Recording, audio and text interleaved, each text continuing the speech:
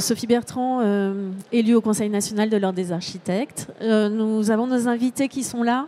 Je présente Julien Madalon, architecte et conseiller régional à l'Ordre des architectes Grand Est.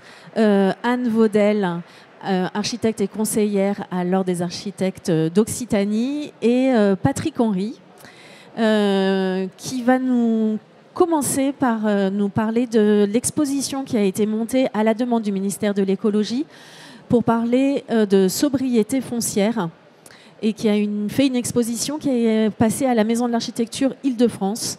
Et on va commencer par cette présentation-là. Oui, merci. Bonjour à toutes et tous. Moi, je suis aussi architecte urbaniste et enseignant à l'école de Paris-Belleville. Qui nous fait un lien supplémentaire d'ailleurs avec l'Ordre, puisqu'on a la chance d'avoir Christine Lecomte comme nouvelle directrice, donc on est absolument ravis. Et pour revenir au sujet, oui, effectivement, j'ai été nommé commissaire scientifique d'une exposition qui a eu lieu à la Maison de l'Architecture d'Île-de-France au mois de septembre-octobre de cette année. Une exposition qui est itinérante, mais qui pour le moment... compte tenu des débats, on y reviendra sans doute dans nos échanges, à peine à trouver ces terrains d'atterrissage. C'est une exposition qui se veut très didactique, qui veut fournir des outils et des méthodes pour justement appliquer la sobriété foncière, je dirais au-delà du ZAN, ou l'acronyme qui le remplacera, dans la mesure où je suis convaincu que c'est par le projet et par l'analyse des situations telles qu'elles sont que ces questions de sobriété foncière pourront être réglées. Et donc l'exposition, très rapidement, elle se présente en 3 parties. Une partie qui est plutôt un rappel historique des situations dont nous héritons, qui sont des situations relativement récentes, donc qui pose aussi la question de comment on inverse les tendances qui sont actuellement celles dans lesquelles nous sommes en termes d'artificialisation, d'aménagement, de construction. Une autre partie qui revient quand même sur la nécessité et les questions de sol, pourquoi il faut préserver les sols vivants, en quoi les fonctions que les sols assurent nous sont nécessaires et bénéfiques. On le voit malheureusement avec les épisodes récents d'inondations en Espagne ou ailleurs, à Valencia ou en France, la nécessité de désimperméabiliser les sols, en tout cas l'incapacité aujourd'hui que les sols ont à recevoir les épisodes pluvieux que nous subissons. Donc une deuxième partie très... qui montre aussi des échantillons de sol, qui donnent à voir des sols. On a des carottages de sol qui montrent ce que c'est un sol sous ses différentes formes, plus ou moins anthropisées. Et puis enfin, une troisième partie, qui est une partie plus méthodologique et qui montre, au travers d'un panel assez large d'opérations qui ont déjà été réalisées, les diverses manières de travailler sur la question de la sobriété foncière, à des échelles territoriales, à des échelles réglementaires, à des échelles d'aménagement d'espaces publics, à des échelles de construction, en mobilisant des matériaux biosourcés, des matériaux locaux, des opérations d'urbanisme, enfin bref, des opérations de différentes tailles, différentes échelles qui montrent que déjà des projets ont déjà été réalisés et vont dans le sens de la sobriété et qui, d'une certaine façon, sont autant d'éléments de méthode qui sont à l'invitation des élus qui accueilleront, j'espère, très bientôt cette exposition. Puis enfin, elle se termine, l'exposition, par une maquette. On a conçu une maquette représentant une sorte de village français dans lequel on a un certain nombre de situations avec lesquelles on peut interagir et permettre le dialogue et avec les élus à nouveau, les collectivités, les habitants évidemment, rôle essentiel dans ces questions-là, pour entamer un débat et montrer que la question de la sobriété, c'est avant tout une question de projet et une question de mise en situation des problèmes.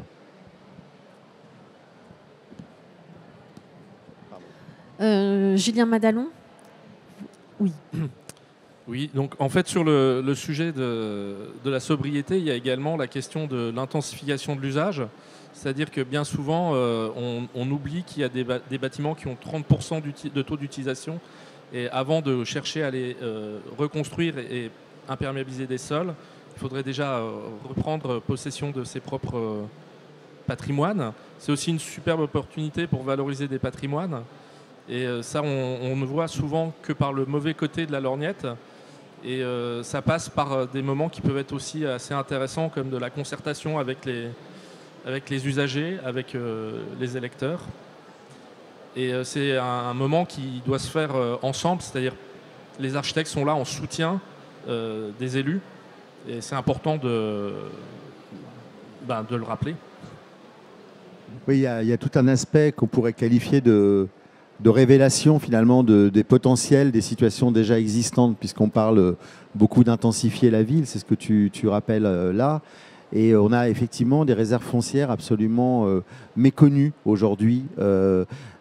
Selva M. Engin, qui est une agence d'architectes, avait fait pour le Grand Poitiers un atlas du foncier invisible, par exemple, et qui donnait à voir des éléments de méthode, aux collectivités pour déceler du foncier existant un petit peu partout.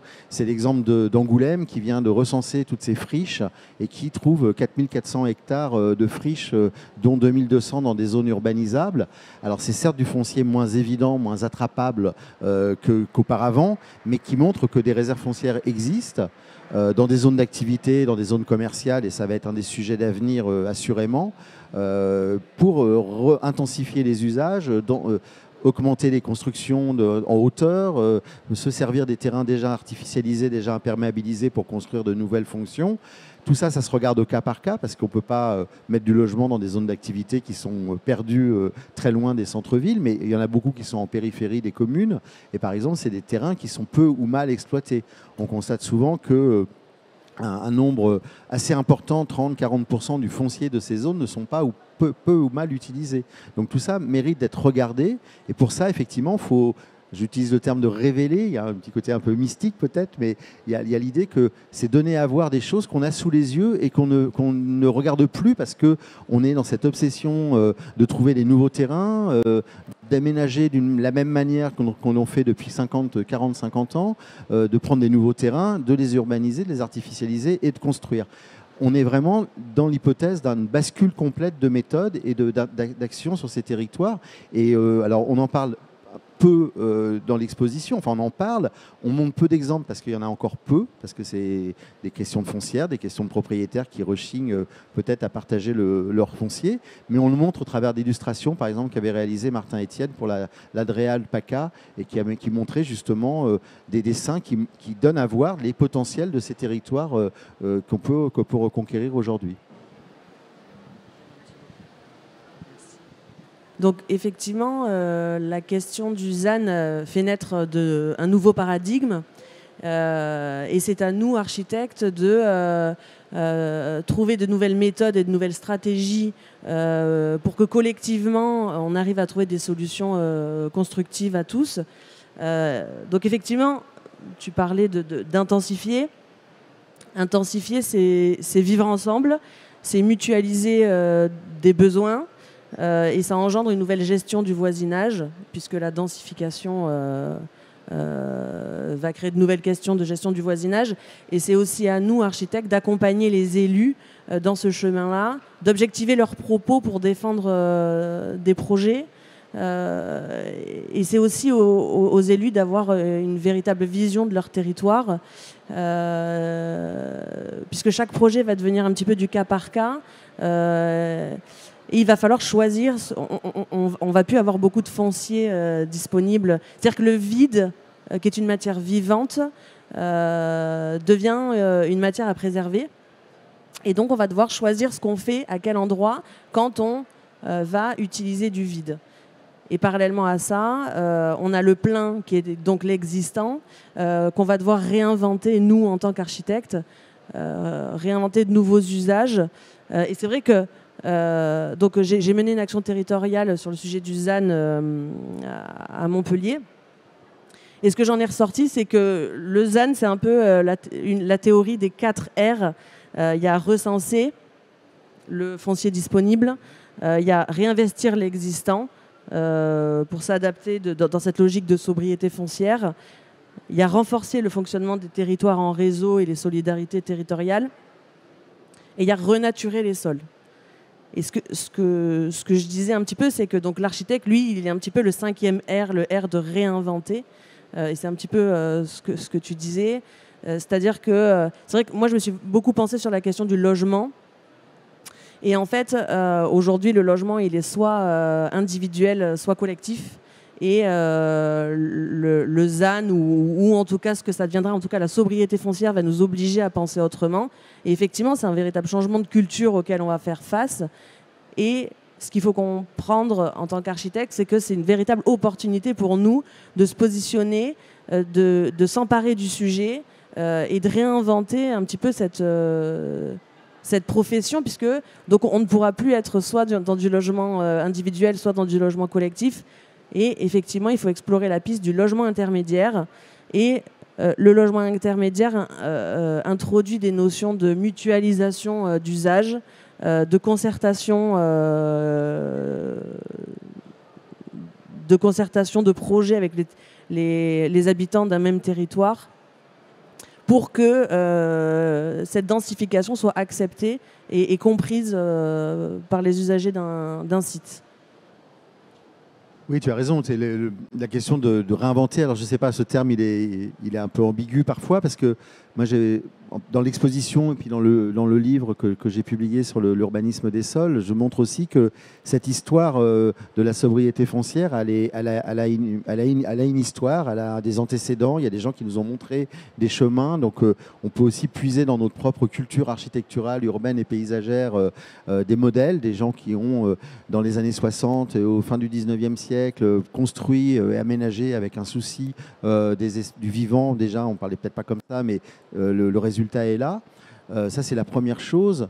La deuxième chose, c'est effectivement, je pense qu'on est arrivé à la fin des modèles. Ce qu'on peut aussi dire, c'est que, et on le montre dans l'exposition, on hérite de situations qui sont essentiellement liées à la post-révolution industrielle et aux 30 glorieuses.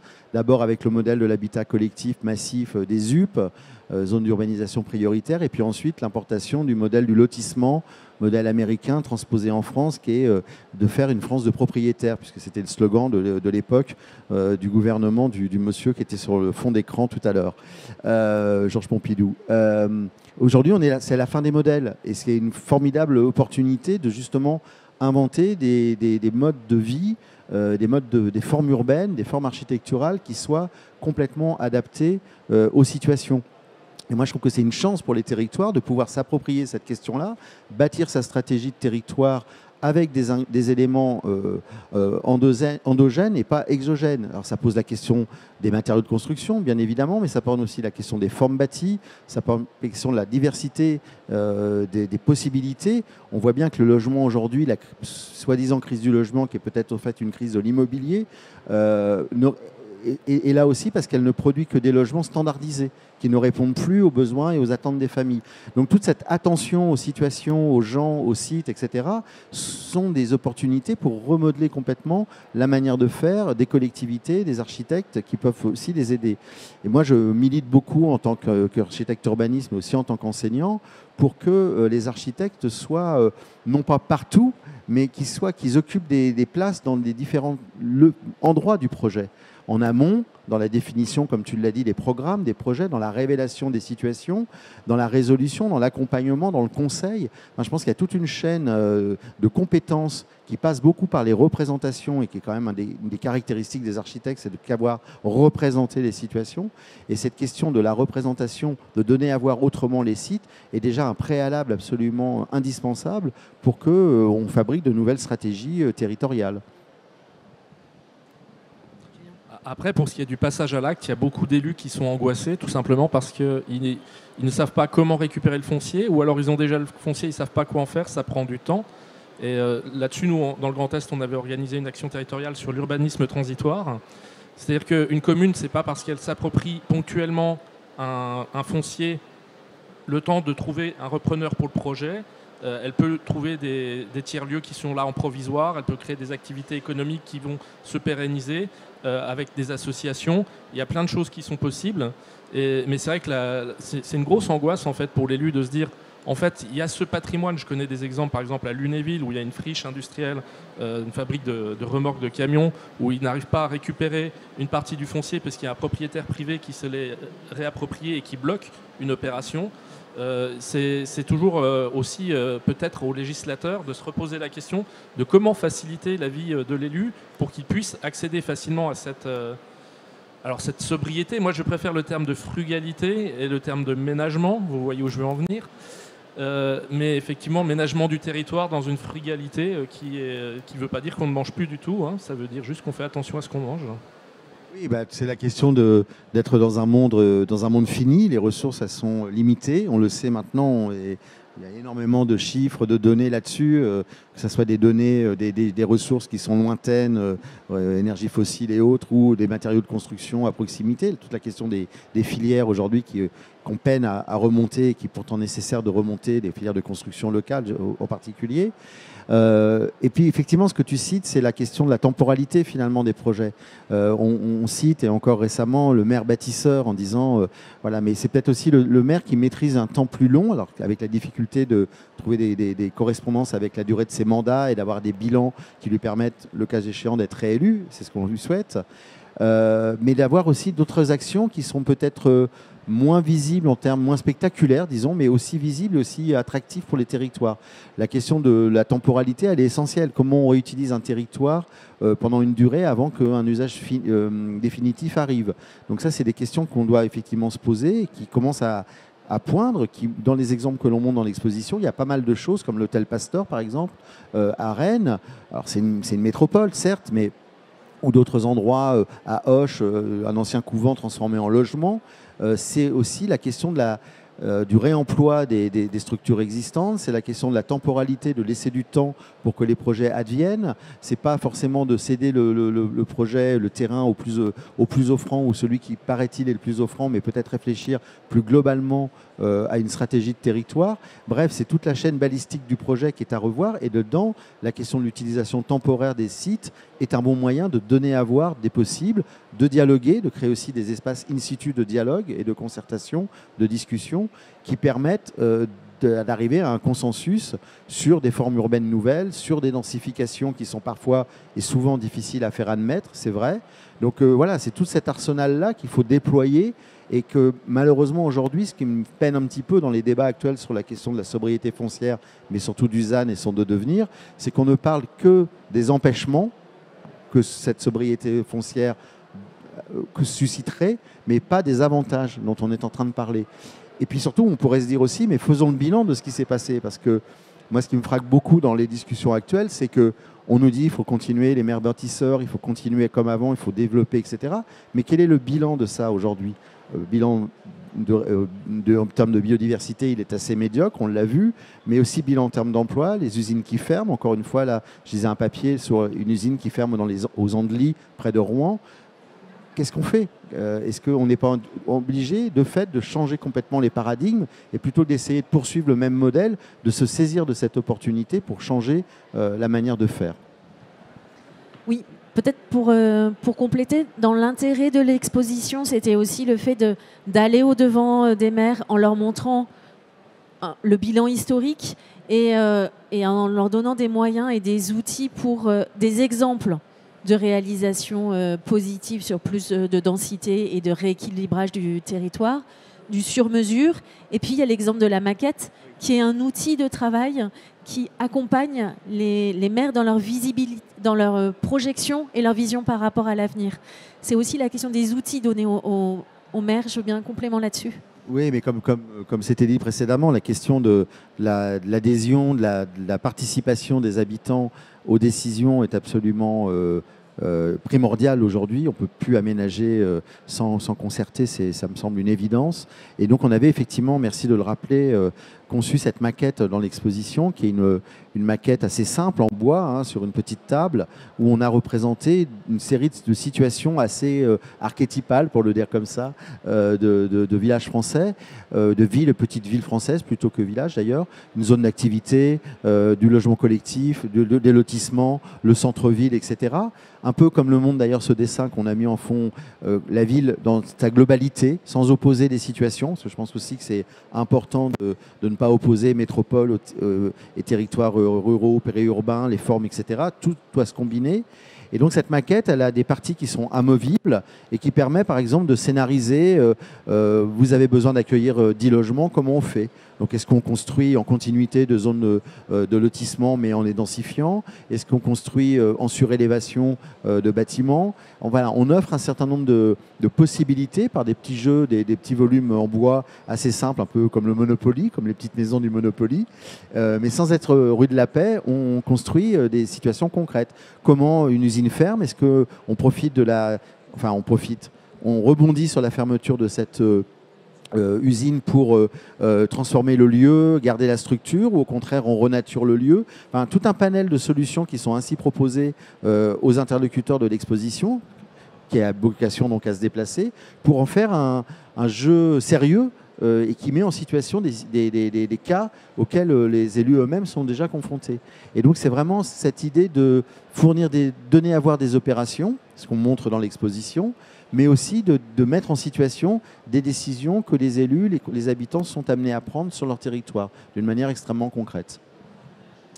Alors c'est vrai que ce que tu dis, Patrick, c'est que le ZAN, c'est un acronyme, mais c'est surtout le résultat d'un constat. Et je pense que tout le monde, en fait, est d'accord pour dire qu'on ne peut plus continuer comme on le faisait avant. Et qu'en fait, il y a déjà des exemples. Les élus pensent que c'est quelque chose de totalement nouveau, mais la sobriété foncière, elle existe depuis toujours dans certaines communes. Certains élus qui ont pris des positions, certains architectes qui explorent des pistes. Et c'est peut-être aussi aux architectes, encore une fois, d'apporter des solutions aux élus en leur montrant que certaines communes, et de favoriser aussi l'échange entre élus, parce que certaines communes ont déjà opté pour ce qu'on appelle aujourd'hui le ZAN et ce qu'on appellera peut-être demain autrement. Mais en fait, dans le fond, c'est la sobriété foncière. Des exemples, il y en a. Et c'est vrai que ce serait intéressant d'aller chercher ce qui a marché, parce qu'il y a eu des tests, il y a peut-être des choses qui ont marché, des choses qui n'ont pas marché, et s'appuyer en fait sur ce qui a déjà été fait pour essayer de réinventer la ville de demain. Donc effectivement, en tant qu'architecte, notre rôle, alors dans la question du logement, notre rôle, c'est de identifier quels sont les caractères de l'idéal du cadre de vie d'un usager. Comment est-ce qu'on peut préserver ce cadre de vie tout en réinventant la question du logement. Et c'est aussi, en tant qu'architecte, on est en position d'aider les élus à clarifier leurs besoins. Aussi, nous, en tant qu'architectes, à connaître notre territoire, effectivement, pour aider les élus à clarifier leurs besoins, pour conserver leur identité architecturale et préparer l'avenir de demain. Préserver le patrimoine. Enfin, c'est vrai que tout est un petit peu lié. Ah ben, tout est totalement lié, je te rejoins complètement.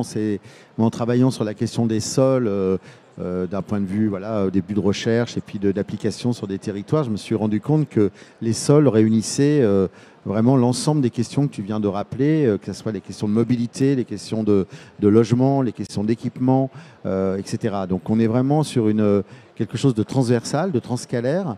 Les sols, en plus, ils ont l'intérêt d'être polysémiques, c'est-à-dire que chacune des disciplines qui travaillent sur les sols a sa définition. Les juristes, le sol des juristes, c'est pas le sol des architectes, c'est pas le sol des géographes, etc. Mais que justement, ce moment de convergence, on y est. Et je pense que c'est une formidable chance de mettre un peu les choses en réseau pour donner à voir des possibilités nouvelles de développement des territoires. La mise en réseau, elle est absolument essentielle. Dans l'exposition, on montre des opérations qui ont plutôt réussi. Mais tu as raison, on pourrait aussi parler des difficultés à mettre en place les choses. Et donc ça passe aussi par parler de tout ça, mettre ça sur la place publique d'une certaine façon. Et moi, je suis un peu désolé que l'énergie qui est passée là actuellement sur le détricotage, pour employer l'expression du ZAN, ne soit pas passée à expliciter justement les difficultés réelles à le mettre en place, au bout de la sobriété foncière, mais aussi les manières de le faire. Et d'être plutôt dans une démarche de projet, ce qui rejoint notre culture propre professionnelle, de donner à voir les choses pour ce qu'elles sont, plutôt que d'essayer de contourner avec des objectifs qui sont de plus en plus lointains des territoires. On a de cesse de dire que la sobriété foncière ne peut exister que si elle s'applique sur des territoires réels.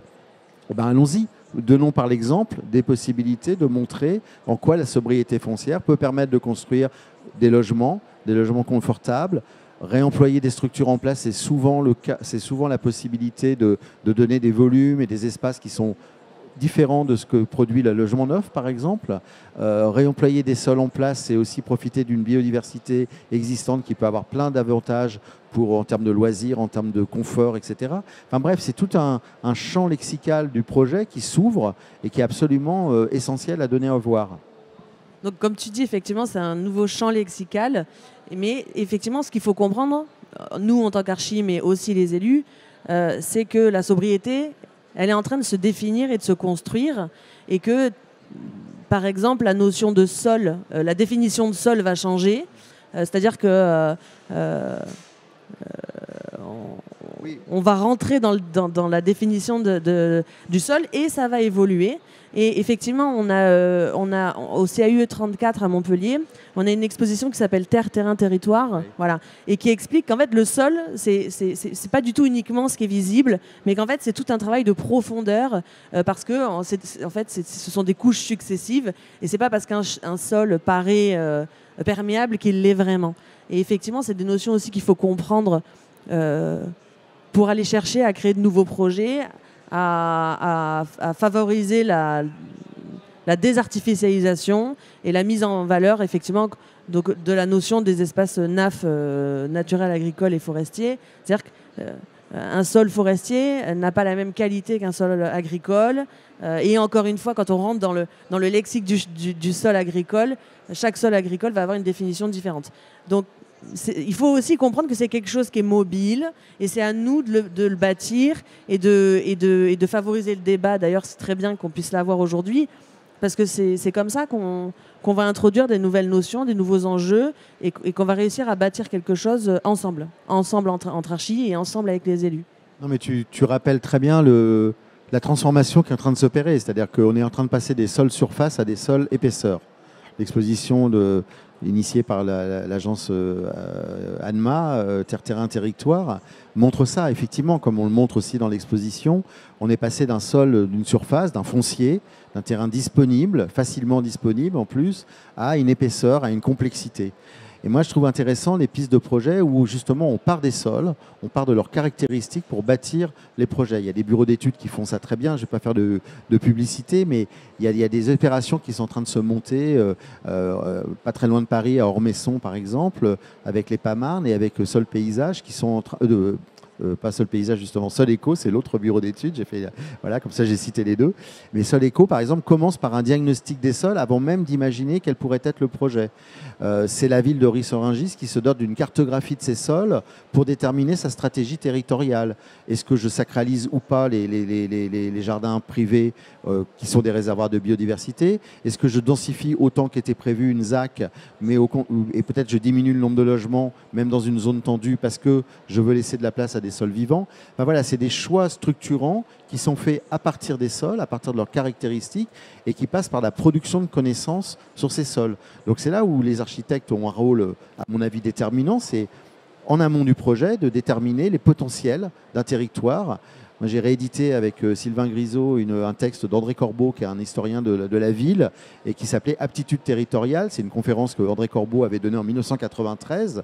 Donc, pour rejoindre aussi ce que tu dis, ce n'est pas un truc nouveau. On en parle depuis déjà pas mal de temps. Et dans ce texte, André Corbeau dit « On n'est plus à l'ère où on construit tout n'importe où », je résume. Maintenant, on construit en fonction, on doit construire, aménager en fonction des spécificités et des besoins des territoires. Et cette conférence de 1993, qui quand même ça date un petit peu, elle est totalement d'actualité aujourd'hui. Donc c'est aussi tous ces éléments aussi théoriques, méthodologiques qu'il faut rappeler aux élus pour leur dire que tout ça existe déjà, qu'on a un appareil technique qui est opérant, et les architectes savent réhabiliter, savent réemployer, savent réutiliser, savent réparer les situations, les bâtiments, etc. Donc c'est vers ça qu'il faut aller d'une manière extrêmement forte. Et donc pour aller dans ce sens-là, pour accompagner les élus, bien sûr, il y a les architectes, mais il y a également d'autres outils qui existent, notamment les CAUE. Et je voudrais juste évoquer le point du CAUE, puisque ce qui est assez singulier, c'est qu'ils sont là pour aider les élus dans cette transition, cette manière de réfléchir, alors qu'ils sont financés sur les permis de construire qu'ils vont vous inviter à ne plus faire. Donc il y a peut-être une réflexion, encore une fois, au niveau de la législation, sur le mode de financement des CAUE qui pourrait les accompagner, ne pas tuer un outil qui va les aider les élus dans cette transition. Je ne suis pas spécialiste du financement des CAUE, mais effectivement, c'est un peu un paradoxe auquel ces structures essentielles sont confrontées aujourd'hui. Alors, peut-être pour relativiser, ce n'est pas qu'on ne va plus construire, c'est qu'on va construire autrement. Donc, on continuera, je pense, à déposer des permis de construire, j'espère. C'est tout un sujet, d'ailleurs, pour la place de l'architecte aussi, de savoir, dans la loi sur l'architecture, à quel moment il y a un dépôt de permis et un recours obligatoire à l'architecte dans le cadre de la rénovation. Oui, ça soulève toutes ces questions-là. Tu as raison de le rappeler. Moi, je l'ai dit tout à l'heure, je milite pour non pas un déplacement, mais le fait que les architectes puissent intervenir en différents endroits. Ça pose aussi la question de leur rémunération. C'est un sujet qu'on a beaucoup évoqué avec le palmarès des jeunes urbanistes qui font par exemple des agences de paysage, d'architecture et autres, qui ont lauréat par le ministère de ce prix. Et qui travaillent sur des situations où ils passent un temps considérable à convaincre, à faire de la concertation, à relever des situations, à faire des relevés, à donner à voir les territoires. Et tout ça aujourd'hui ne rentre pas dans les grilles de rémunération des architectes.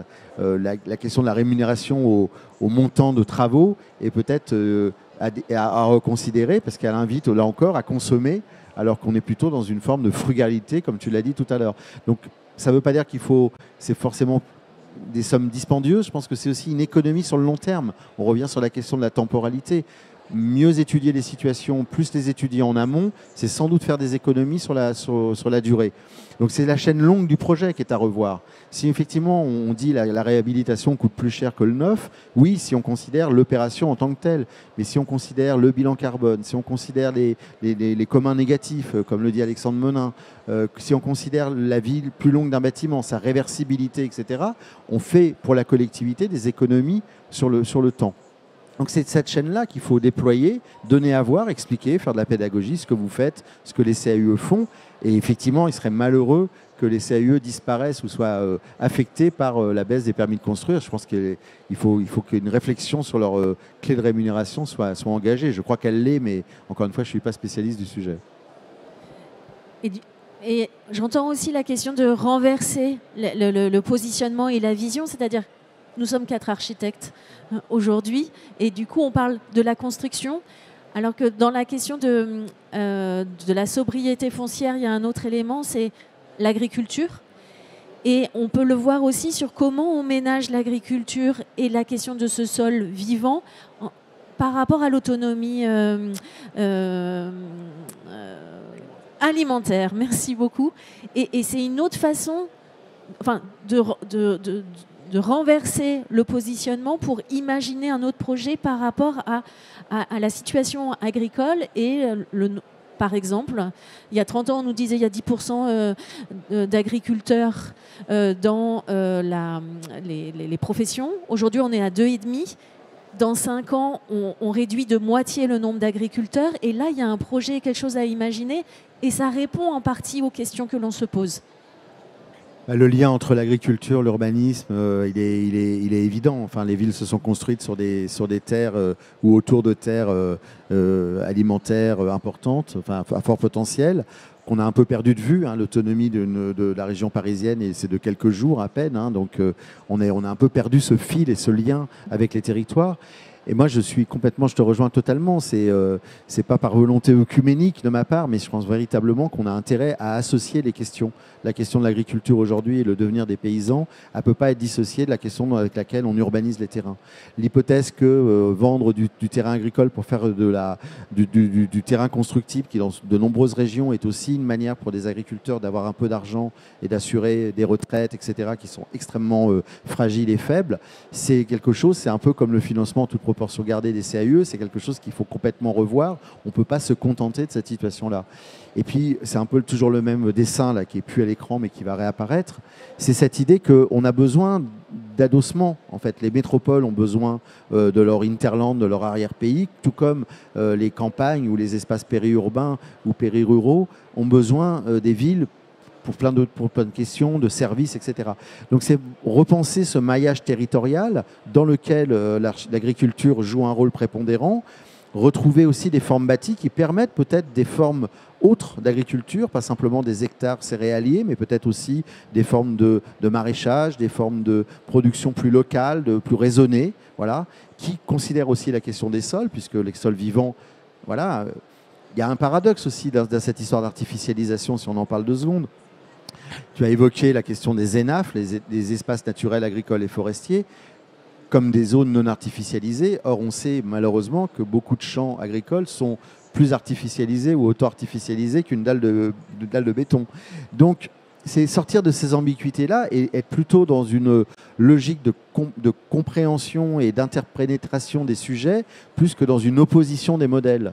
Et je pense que c'est vraiment cette époque-là qu'on est en train d'ouvrir.